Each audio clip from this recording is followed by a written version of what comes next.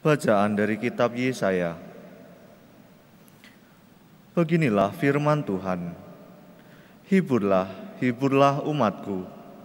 Tenangkanlah hati Yerusalem dan serukanlah kepadanya bahwa perhambaannya sudah berakhir, bahwa kesalahannya telah diampuni, sebab ia telah menerima hukuman dari tangan Tuhan 2 kali lipat karena segala dosanya. Ada suara berseru, siapkanlah di padang gurun jalan bagi Tuhan, luruskanlah di padang berantara jalan raya bagi Allah kita. Setiap lembah harus ditutup, setiap gunung dan bukit harus diratakan. Tanah yang berbukit-bukit harus menjadi rata, dan yang berlekak-lekuk menjadi datar. Maka kemuliaan Tuhan akan dinyatakan, dan seluruh umat manusia akan melihatnya bersama. Sungguh, Tuhan sendiri telah mengatakannya. Terdengarlah suara, berserulah. Jawabku, apa yang harus kuserukan?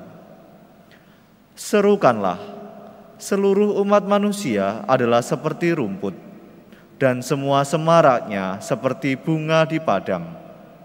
Rumput menjadi kering apabila Tuhan menghembusnya dengan nafasnya.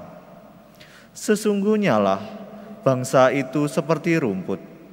Rumput menjadi kering, bunga menjadi layu, tetapi firman Allah kita tetap untuk selama-lamanya. Hai Sion, pembawa kabar baik, naiklah ke gunung yang tinggi.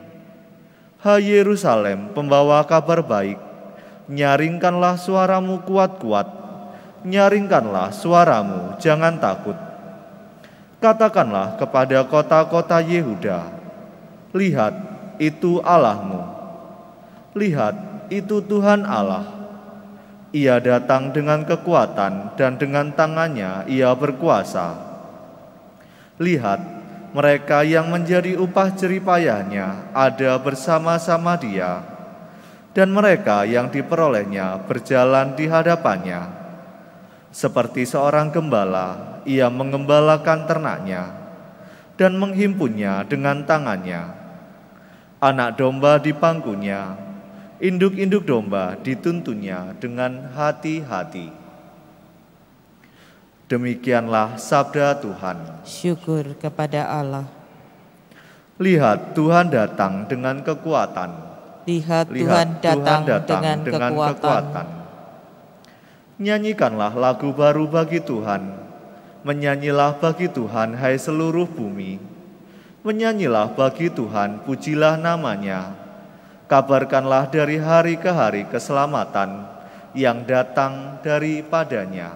Lihat, Tuhan datang dengan kekuatan. Sebab maha besarlah Tuhan dan sangat terpuji.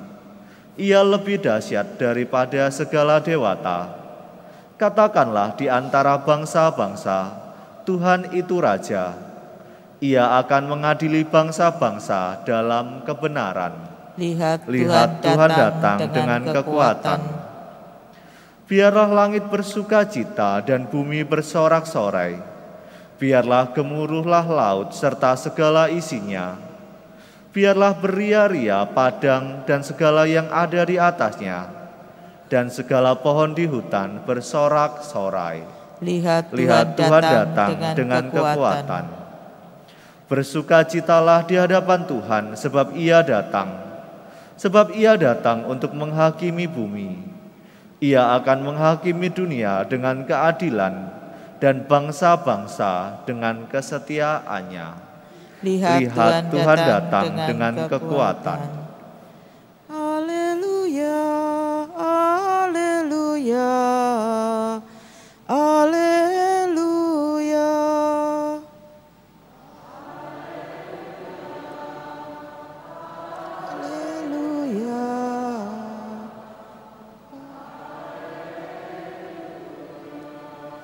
Hari Tuhan sudah dekat, Ia datang sebagai penyelamat. Haleluya, haleluya.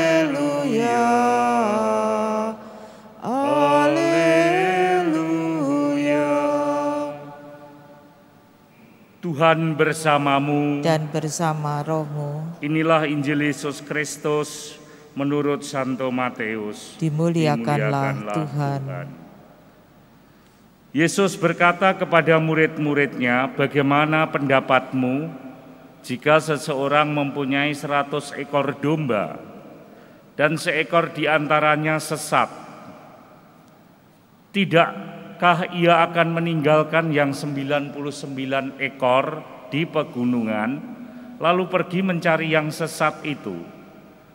Dan aku berkata kepadamu, sungguh jika ia berhasil menemukannya, lebih besarlah kegembiraannya atas yang seekor itu daripada atas yang 99 ekor yang tidak sesat.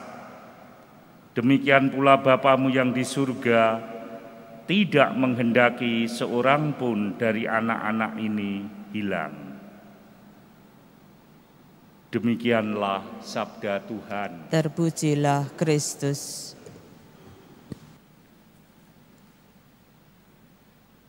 Manusia mestinya terus harus berharap kepada Allah saja, sebab manusia itu berharga di mata Tuhan. Dia adalah milik yang paling luar biasa, sehingga segala cara digunakan Allah supaya manusia yang adalah miliknya tetap menjadi miliknya. Tidak boleh ada yang hilang. Itu pertanda Allah kita sungguh-sungguh mengasihi Dia. Bacaan pertama menunjukkan bagaimana Nabi Yesaya mengingatkan bahwa engkau sudah berkali-kali jatuh, tetapi Allahmu tetap peduli. Itu sebabnya ketika manusia jatuh, dia harus tetap bersemangat untuk bangkit lagi, supaya apa? Dia yakin bahwa aku ini miliknya paling berharga. Di perikop lain dia mengatakan, jika ada seorang ibu yang mempunyai anak kandung, ya, dia membuang. Ya, harusnya kan ibu tidak boleh buang anaknya, anak kandung ya. Tapi kita tahu bahwa banyak orang membuang anak-anaknya, seorang ibu. Jika ada seorang ibu yang mempunyai anak kandung dibuang, aku Allahmu sekali-kali tidak pernah melakukan itu. Ya mungkin ibu itu membuang anaknya sendiri karena sudah capek ya. Anaknya sudah ya dianggap tidak berguna kecuali hanya melukai ya. Dan dia katakan, keluar kamu, kehilangan anak satu tidak apa-apa ya. Persis, tapi kita lihat Tuhan Allah kita ya. Ada 99 ekor, ada 100 ekor ya. Satu hilang. Coba kalau kita gembalanya, Allah jenek 99 gak popo ilang siji. Tuhanmu tidak seperti itu. Justru yang satu itulah yang dicari sampai ketemu. Kalau sudah ditemukan malah dipanggul, gambar Yesus gembala menggendong dombanya. Tersesat dicari sampai ketemu. Begitupun juga kita. Ya. Bapak Ibu, kalau Anda misalnya ada uang 100.000 ya, pasti kalau Anda saya kasih mau, itu uang paling tinggi ya di negara kita, 100.000. Hak kasih cuma-cuma pasti mau kan. Nah, terus sebelum tak kasih, tak buang ke bawah, tak injek-injek gini. Saya ambil. Harganya tetap berapa nilainya? 100.000, mesti mbok injek-injek. Coba ada uang 100.000 tak injek-injek, kamu tak kasih, mau pasti, tidak mungkin tidak mau. Padahal wis kumel lencu, tak injek-injek sepatu saya kena apa tadi, kena air hujan, pasti mau toh. Tidak mungkin tidak mau. Harganya tetap 100.000. Loh, Uang aja yang seperti itu tidak ada gunanya aja tetap berharga, nilainya 100.000. Apalagi kalau itu kita di mata Tuhan. Kamu sekucel-kucelnya, sejahat-jahatmu, Tuhan berkata apa? Engkau adalah milikku yang paling berharga. Dan Tuhan Yesus membuktikan ketika kita dalam keadaan terpuruk, entah karena ekonomi, entah karena sakit penyakit, entah karena dilukai orang, bahkan dilukai keluargamu sendiri, orang tuamu sendiri, anakmu sendiri. Apakah kita punya sikap hati seperti Tuhan Allah kita? Kita itu punya Allah yang dahsyat loh ya, yang lupa, yang tidak pinter matematika.